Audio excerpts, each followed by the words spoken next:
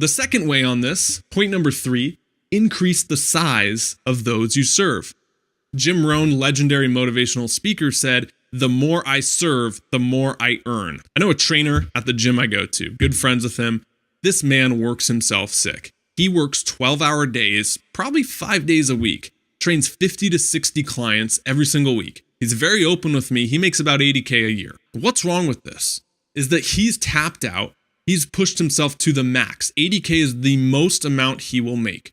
Now, what would happen if he took 1 or 2 days off and instead of 80K for 50, 60 clients, he trained 40 or 30 clients and brought in 40K a year, but in those 2 days, he focused on serving the masses. In other words, he got out of that 50 to 60 people is all I can serve, and he put it into creating videos on YouTube. He put it into growing an email list. He put it into marketing himself as a trainer online, going after the masses of people.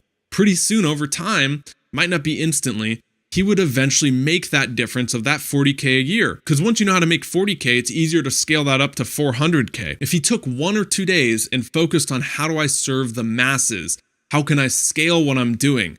Can I film these workouts and post them online? Can I attract people to me by giving away free information? And then eventually release products to them, and pretty soon over time, you're making that difference of that 40K by now working 3 days a week instead of 5. Mindset of self-made millionaires and billionaires number 4, communicate. I love the quote Tony Robbins has. He says, "The quality of your life is the quality of your communication." And this really comes down to 2 areas. How well you communicate with yourself, what we talk about on this channel, right? Our internal self-talk, the dialogue we're telling ourselves, the zero-based thinking, but also how well you communicate with others. Look at self-made millionaires and billionaires. Look at Steve Jobs. Look at Oprah. Look at Tony Robbins. Look at Bill Gates. What do they have in common? They have a method of speaking to people that connects. Warren Buffett, one of the richest men of all time, said that taking Dale Carnegie's public speaking course was one of the best investments he's ever made in himself. Let's end this on a quote from Tim Ferriss out of the 4-Hour Workweek. Says that a person's success or failure in life comes down to the amount of uncomfortable conversations he or she is willing to have. Communicating means speaking well to others, connecting with others, but also being okay having the tough conversations that put you forward. Mindset number 5, decide, commit, achieve. We got to go after our goals, go after success with laser targeted focus, almost an obsession, and then it'll happen. Point in case, Bill Gates said he didn't leave the cubicle for 10 years before he eventually became a success. One of the richest men of all time now, but when you follow stories about Bill Gates, what do you see? You see him speaking on stage, you see him revealing products, you see him talking with people. You don't see him hunched over in a cubicle for those 10 years he was grinding it out and killing himself just to become successful. Bill Gates didn't try 50 things and then stumble across one that worked. He went after one with laser targeted focus. One of my biggest lessons of 2016, I was just looking at it in my journal. It said, I used to think I'll try things until something's successful. Now I think I'll commit and stick at something until it's successful. This image right here really illustrates the point. We don't know sometimes how close or far away success is. What if you quit 10 feet before the finish line? All your results are lost. Everything you worked for is gone. Success comes to those who have that laser targeted focus, go after what they want, and are ruthless with getting it. Success mindset of the self-made number 6, speed is king. Was watching a video actually on the same topic. I think Valuetainment was the guy. Patrick, he does great videos. You should check him out. He said that one of the best things entrepreneurs do is they adopt this mindset that I can create faster than anyone can copy. I love that right there. Don't worry about what everyone else is doing. Worry about speed and creating your product, your art, and putting it out there to the world. Billionaire Mark Cuban from Shark Tank owns the Dallas Mavericks. I love what he said on one episode. He said that I believe perfection is the enemy of profitability. I wrote that down because that resonates.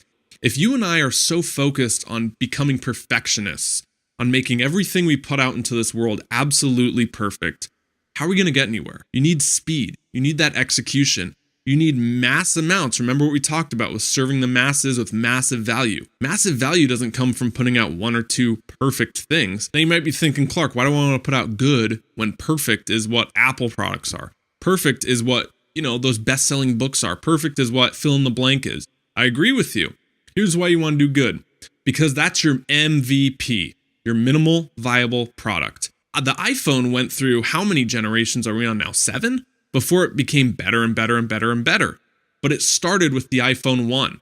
If you brought out the iPhone today, you'd look at it and say, this is a hunk of metal. What is this thing doing? You'd find all these flaws with it. But at the time, it was so cutting edge, people flocked to it, and then they kept making it better and better and better. That was their MVP. There's always stuff to improve on. With you, focus on putting your art into the world. Focus on starting things. Become faster at getting it out there. Create faster than anyone can copy. That's how you get ahead with business. Success mindset number 7, the last one, model the masters. Again, going back to a Jim Rohn quote, success leaves clues. One truism that's very spot on is you are who you hang around. Birds of feather flock together. If you look at your 5 people you hang around most, you're the average of them. So you got to seek out people. It's why it's important to seek out people who are ahead of you and average yourself up instead of hanging around what's comfortable or even what feels good. Subconsciously, if you hang around people who are doing worse than you get an ego boost from that because you're the successful one. You shouldn't feel like that amongst your friends. Find 5 people, find communities like this one, find people online now. We're globally connected. And average yourself up into the top 5 people you hang around most. Seek out mentors, seek out coaches, seek out people who have been there that you can learn from and shorten the learning curve. There you go. Those are the 7 mindsets of self-made millionaires and billionaires. My name's Clark. I would love it if you subscribe to this channel. If you like this video, please give it a big thumbs up.